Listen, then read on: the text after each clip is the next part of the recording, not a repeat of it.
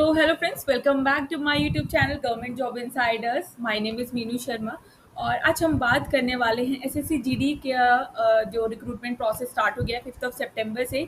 इससे पहले हमने एक नोटिफिकेशन वीडियो बनाई है, आप उसमें जनरल चीज़ें हैं वो जाके एक बार देख सकते हैं। कब स्टार्टिंग डेट, क्या एंडिंग डेट है, क्या एलिजिबिलिटी है, कौन फॉर्म भर सकता है, क्या रिलैक्सेशन दिया गया है एनसीसी कैंडिडेट्स को, वो सारी चीज़ें हमने उसमें कवर की है। इस वीडियो में हम कवर करेंगे कि क्या एग्जाम का पैटर्न रहेगा और क्या सिलेबस है, इतना ही कवर करेंगे क्योंकि अगर बहुत ज़्यादा लंबी वीडियो हो जाती है तो फिर वो कैंडिडेट जो है वो बोर होने लगते हैं। ठीक है, तो और आपके लिए वीडियोस लेकर आते रहते हैं, तो चैनल को लाइक शेयर सब्सक्राइब जरूर करिएगा। वीडियो अच्छी लगे तो ही करिएगा, नहीं अच्छी लगे तो बिल्कुल मत करिएगा।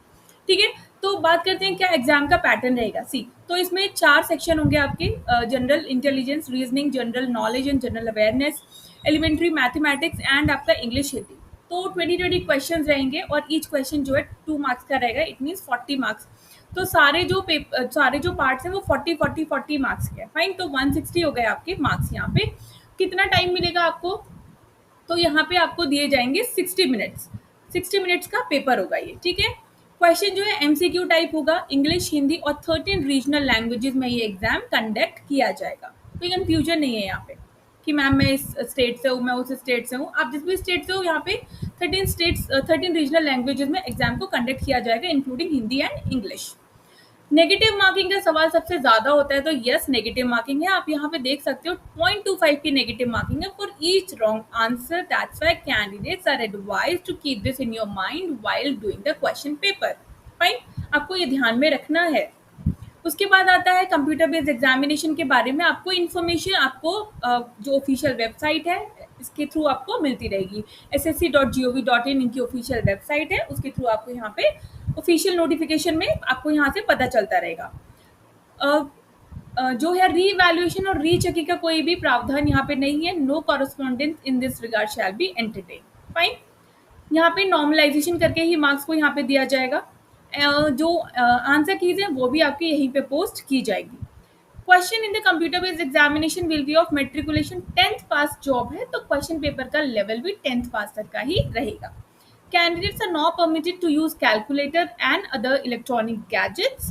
दे should not therefore bring the same inside the examination hall और लैब। तो कोई भी इलेक्ट्रॉनिक गैजेट्स यानी कि smart watches, calculator, nothing is allowed in the examination hall, so you don't have to carry anything with yourself. Fine, उसके बाद अगर बात की जाए सिलेबस की, तो एग्जाम का पैटर्न तो हमने समझ लिया किस तरीके का होगा। सिलेबस के बारे में बात कर लेते हैं। 10th बेस्ड जॉब है तो बहुत ज़्यादा टफ नहीं होगा। जनरल इंटेलिजेंस एंड रीजनिंग है, analytical aptitude, ability to observe distinguish patterns होंगे, will be tested through question, verbal, non verbal.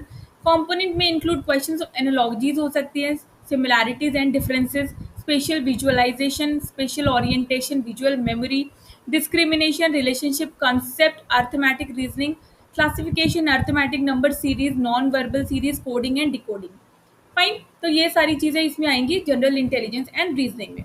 General knowledge and general awareness की अगर बात करूँ तो आपके डे टू डे लाइफ में क्या हो रहा है ये चीजें आपको पता होनी चाहिए, क्योंकि जनरल अवेयरनेस का मतलब यही है कि आपके आसपास एनवायरनमेंट में क्या चल रहा है वो आपको नॉलेज होनी चाहिए। That is called current affairs also, उसको करंट अफेयर से भी रिलेट कर सकते हैं।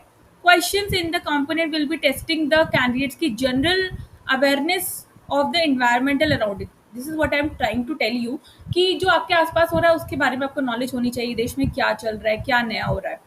The test will also include question relating to India और उसकी neighbouring countries, especially pertaining to sports में जैसे अभी ओलंपिक्स हुए हैं, पैरा ओलंपिक्स हुए हैं, ये सारी चीज़ें आपको पता होनी चाहिए, किसने क्या जीता, कौन किस गेम जो कौन एथलीट किस स्पोर्ट्स का पर्सन है।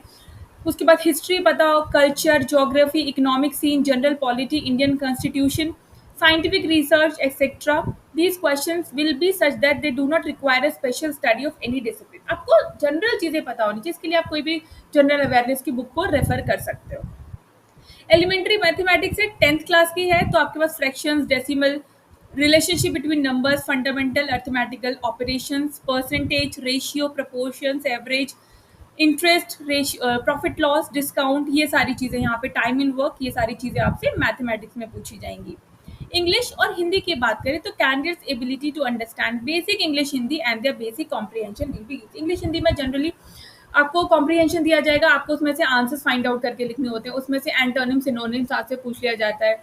उसके बाद थोड़ा करेक्शन करने के लिए दिया जाता है, आपको एरर स्पॉट करनी पड़ती है।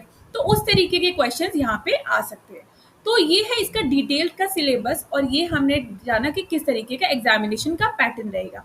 आपको ये भी बता देती हूँ कि आपको कितना स्कोर करना पड़ेगा। अगर बात करें जनरल को, तो जनरल कैटेगरी को 30% स्कोर करना पड़ेगा, और अगर बात करें ओबीसी और ईडब्ल्यूएस को, तो उनको 25% स्कोर करना पड़ेगा। बाकी जो अदर कैटेगरीज बच जाती है, उनको एग्जाम में 20% स्कोर करना पड़ेगा, मतलब क्वालिफाई करने के लिए for the next level. Next level क्या है? फिजिकल स्टैंडर्ड और पीईटी आपका। फाइन। हम नेक्स्ट वीडियो में बात करेंगे कि क्या रहेगा पीईटी और पीएसटी का क्राइटेरिया, किस तरीके से सिलेक्शन होगा। पीईटी में क्या हाइट चाहिए, क्या चेस्ट चाहिए, और फिजिकल एंड्योरेंस टेस्ट में हमसे क्या क्या जाना जाएगा। और इन द लास्ट वीडियो में हम बात करेंगे कि क्या डॉक्यूमेंट वेरिफिकेशन में डॉक्यूमेंट्स आपको यहाँ पे चाहिए।